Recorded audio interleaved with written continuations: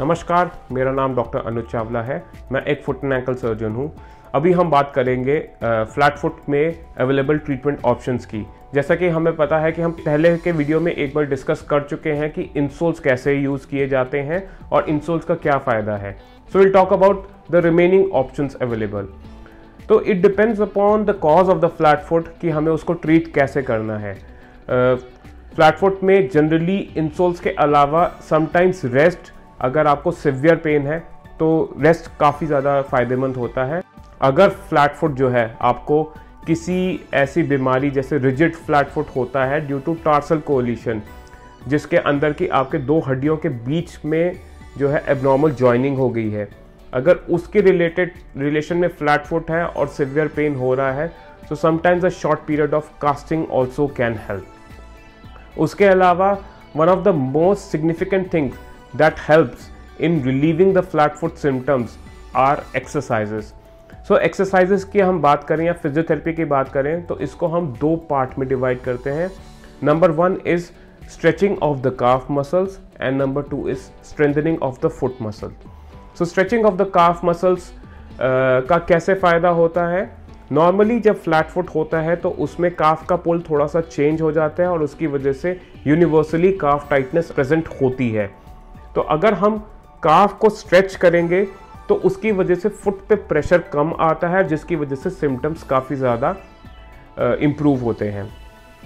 Then when we talk about strengthening exercises, तो there are lot and lots of strengthening exercises of the foot that can be done to strengthen the muscles that help in development and maintenance of the arch और to strengthen the intrinsic muscles, या कि जो अंदरूनी muscles होती हैं पैर की, उसको।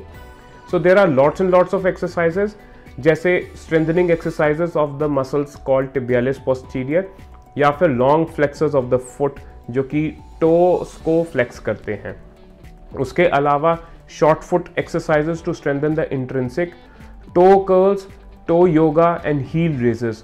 All these exercises also help in strengthening the muscles of the foot. और जनरली अगर आप फुट की मसल्स की स्ट्रेंथनिंग शुरुआत में ही करेंगे तो it would definitely delay the progression of the flat foot and in certain cases, specifically in early cases of the flat foot, it may even potentially reverse the flat foot. Also there are certain shoes that are beneficial to those who have flat foot. Generally flat foot को हम एक और बीमारी या फिर एक और type of problem कहते हैं, जिसको हम कहते हैं over pronation. So over pronation के लिए शूज़ अलग आते हैं, हर ब्रांड में होते हैं, और आपको वो वाले शूज़ देख के उसको अगर पहनेंगे तो उससे काफ़ी ज़्यादा आराम मिलता है। There are certain shoes in each brand, जैसे कि एसिक्स कंपनी में एसिक्स जेल कयानो, नाइकी में नाइकी एयर जूम, स्केचर्स में स्केचर्स का एक आर्च फिट, और एडिडास में एडिडास का Solar Boost. These shoes have been marketed as shoes that help in those who have flat feet.